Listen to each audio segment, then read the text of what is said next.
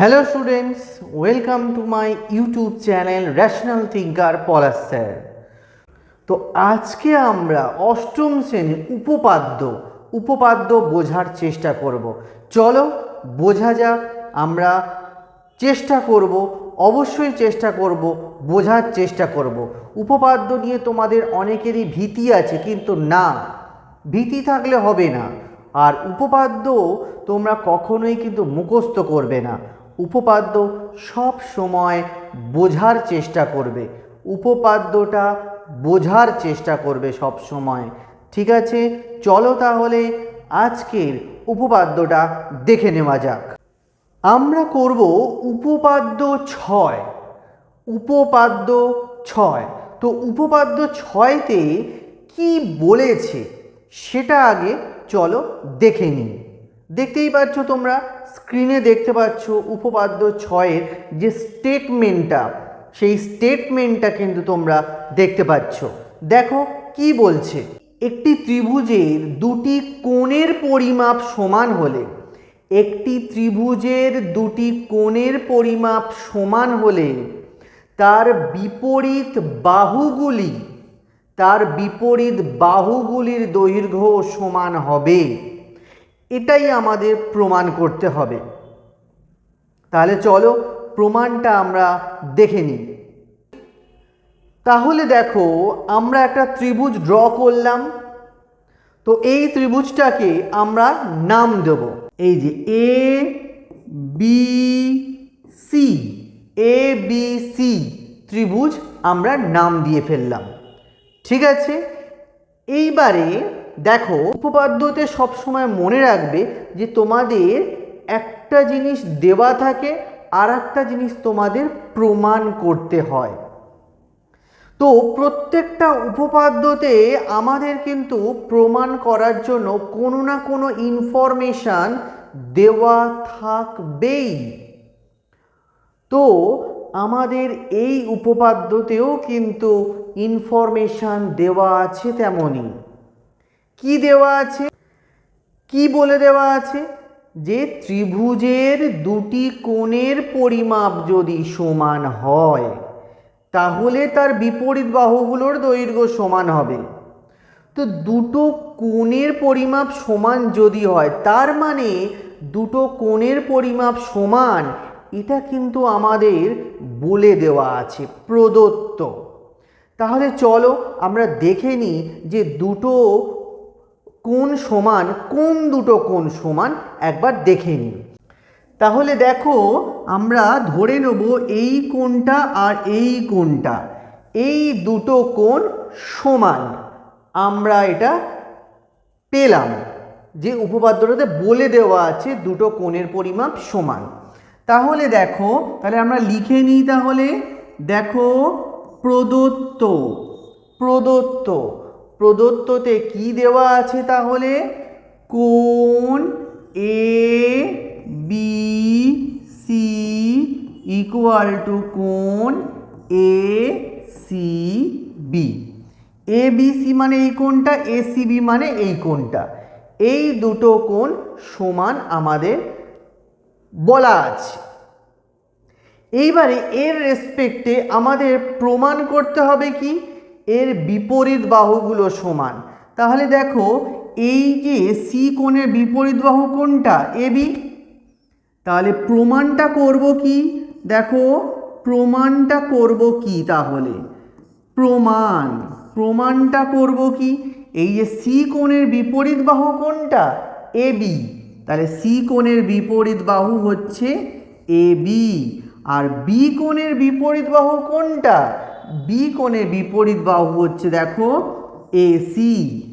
ঠিক আছে, তাহলে এইটুকু তো বোঝা গেছে যে দুটো কোণ সমান বলে দিয়েছে, তাদের রেসপেক্টে বিপরীত বাহুগুলোর দৈর্ঘ্যও কিন্তু সমান।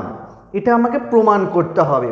তাহলে এটা আমার দেওয়া আছে, দুটো কোণ সমান আর দুটো বাহু সমান, এটা আমাকে প্রমাণ করতে হবে। এইবারে এই যে উপপাদ্যটা প্রমাণ করতে গিয়ে আমাদের অঙ্কন করতে হবে, কিছু অঙ্কন করতে হবে। এটা প্রমাণের স্বার্থে আমাদের করতে হবে। কি অঙ্কন করতে হবে দেখো তাহলে। আমরা করব এই যে বিএসি কোণ আছে না, এই যে বিএসি কোণের সমদ্বিখণ্ডক করব, সমদ্বিখণ্ডক করব যেটা বিসি বাহুতে ডি বিন্দুতে ছেদ করেছে। তাহলে আরও একবার বলি তোমাদের, ভালো করে ভাবো, ভালো করে শোনো। বিএসি যে কোণটা আছে, এই বিএসি কোণের সমদ্বিখণ্ডক একটা অঙ্কন করব এবং এই সমদ্বিখণ্ডকটা বিসি বাহুর ডি বিন্দুতে ছেদ করবে। সমদ্বিখণ্ডকটা বিসি বাহুর ডি বিন্দুতে ছেদ করবে। ঠিক আছে, তাহলে এটা হচ্ছে কি অঙ্কনটা বলেছে। তাহলে চলো আমরা অঙ্কনটা করে ফেলি। তাহলে দেখো বিএসি এর সমদ্বিখণ্ডক আমি এঁকে ফেলেছি এবং যেটা বিসি বাহুতে ডি বিন্দুতে ছেদ করেছে, যেটা বিসি বাহুতে ডি বিন্দুতে ছেদ করেছে। ঠিক আছে, এইবারে আমরা চলে যাব প্রমাণে। ঠিক আছে, তাহলে প্রমাণটাকে তো আরও একবার মনে করিয়ে দিই। প্রমাণটা কি করতে হবে, দুটো বাহু এ বি আর এসি, এই দুটো বাহু সমান হবে আর তার রেসপেক্টে আমাদের প্রদত্ত কি দেওয়া আছে, দুটো কোণ, এই যে বি কোণ আর সি কোণ, এই দুটো কোণ সমান, এটা দেওয়া আছে। ঠিক আছে, এইবারে আমরা প্রমাণটা করি। তাহলে চলো আমরা তাহলে প্রমাণটা করে ফেলি।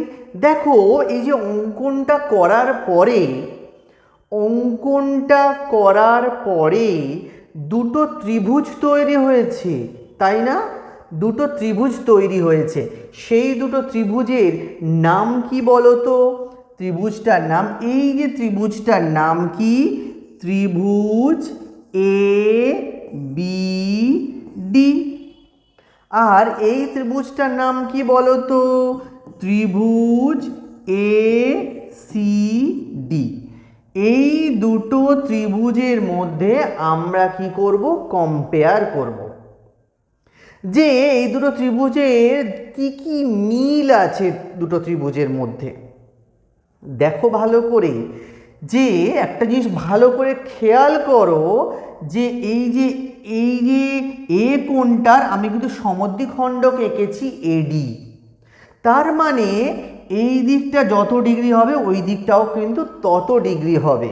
তাহলে এখানেও কিন্তু আমরা মিল পেলাম, সমদ্বিখণ্ডক, দুটো কোণ কিন্তু সমান হবে।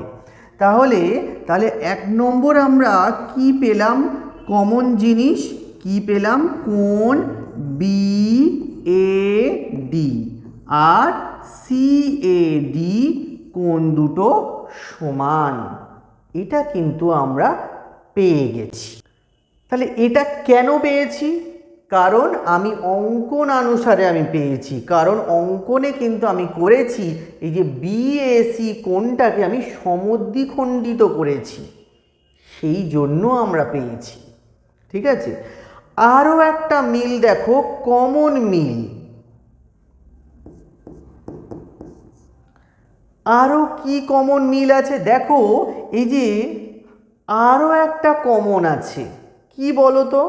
দেখো এই যে এডি বাহুটা না, দেখো এই ত্রিভুজেরও আছে ওই ত্রিভুজেরও আছে, তাহলে কি হলো, এডিটা কমন, তাহলে এডিটা হচ্ছে সাধারণ বাহু।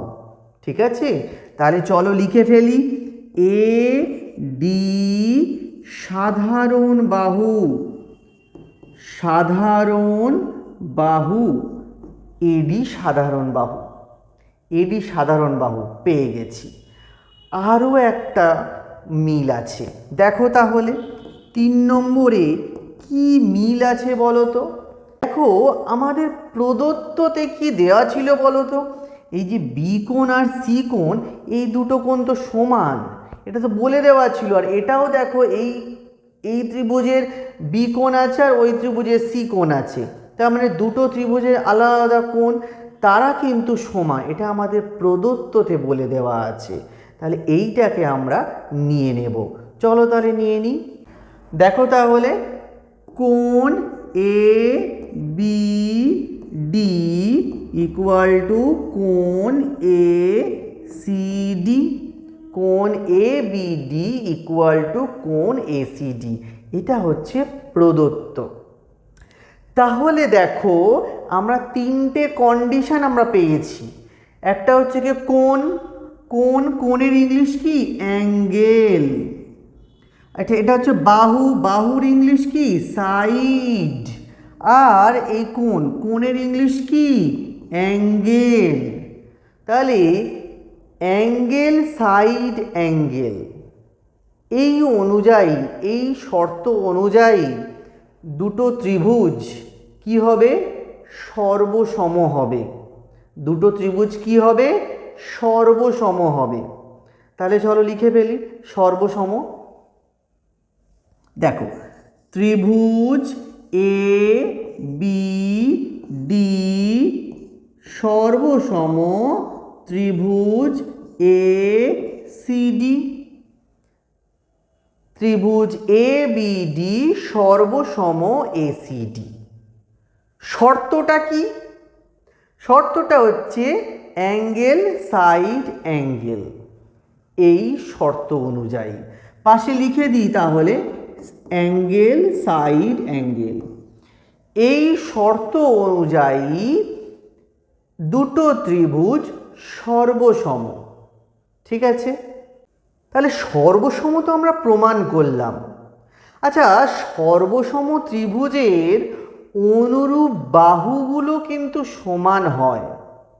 সর্বসম ত্রিভুজের অনুরূপ বাহুগুলো সমান হয়, আমরা জানি তো। হ্যাঁ, তাহলে সর্বসম ত্রিভুজ, এই দুটো সর্বসম ত্রিভুজ, এদের অনুরূপ বাহু কোনটা বলো তো? এবি। এই ত্রিভুজের এবির সঙ্গে ওই ত্রিভুজের এসি, তাহলে অনুরূপ বাহুগুলো তো সমান। তো সেই জন্য সেখান থেকে আমি বলতেই পারছি AB equal to AC. AB equal to AC কেন বললাম তাহলে আরও একবার বলি, সর্বসম ত্রিভুজের অনুরূপ বাহুগুলো সবসময়ের জন্য সমান হয়। তো সেখান থেকে এই দুটো ত্রিভুজ আমরা সর্বসম প্রমাণ করে দিয়েছি, তো যার জন্য তাদের অনুরূপ বাহুগুলো সমান হবে। বোঝা গেল? তাহলে আমাদের প্রমাণটা দেখো, আমরা প্রামাণ্যতে কি ছিল এবি ইকুয়াল টু এসি ছিল না? ছিল তো। তাহলে এখানেও দেখো এবি ইকুয়াল টু এসি প্রমাণ হয়ে গেল। তাহলে এখানে আমরা প্রমাণিত লিখে দেব, প্রমাণিত। ঠিক আছে, তাহলে আমরা কিন্তু যতবার উপপাদ্যটা লিখব ততবারই কিন্তু আমরা এর পাশে কখন কি সমান করছি, কেন সমান করছি, সেই কারণগুলো কিন্তু আমরা বলে দেব, অবশ্যই বলে দিতে হবে। যেমন ধরো প্রথমে এই যে 1 নম্বর পয়েন্টে আমি যে এটাকে বিএডি ইকুয়াল টু সিএডি সমান করেছি, এটা কিভাবে করলাম, কেন করলাম আরও একবার বলি। কারণ হচ্ছে এই যে এ কোণটাকে আমরা সমদ্বিখণ্ডিত করেছি, তাই অঙ্কনানুসারে। আবার দেখো এইখানে এই যে কোণটা এবিডি ইকুয়াল টু এসিডি, কোণ এবিডি ইকুয়াল টু কোণ এসিডি, এটা কেন সমান করলাম? তার একটাই কারণ ওটা হচ্ছে প্রদত্ত, আমার উপপাদ্যতে দেওয়া ছিল তাই। আবার এবি ইকুয়াল টু এসি, এই যে এবি ইকুয়াল টু এসি এটা কেন হলো? এটা কারণ হলো সর্বসম ত্রিভুজের অনুরূপ বাহুগুলো সমান হয় তাই। তাহলে দেখো আমরা তাহলে 6 নম্বর উপপাদ্যটা কিন্তু প্রমাণ করে ফেললাম, তাই না?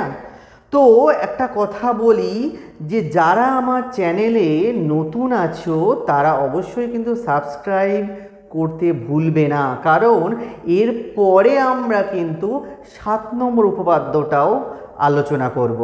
তাহলে সেটা জানতে গেলে অতি অবশ্যই তোমাদের সাবস্ক্রাইব করে রাখতে হবে। এবং তোমাদের এই উপপাদ্যটা কেমন লাগলো, বুঝতে পেরেছো তো? সেটা একটুখানি কমেন্ট সেকশানে গিয়ে 2-3টে লাইন সেখানে গিয়ে লিখে দেবে, ঠিক আছে? আর লাইক করবে, ঠিক আছে? তাহলে নেক্সট আরও একটা উপপাদ্য নিয়ে আমরা হাজির হচ্ছি। ততক্ষণের জন্য টাটা, বাই বাই। আর হ্যাঁ, উপপাদ্যগুলো কিন্তু অবশ্যই বারবার প্র্যাকটিস করবে, ঠিক আছে, তাহলে আজকের পর্বটা এই পর্যন্তই। নেক্সট দিন আরও অন্য উপপাদ্য নিয়ে দেখা হচ্ছে।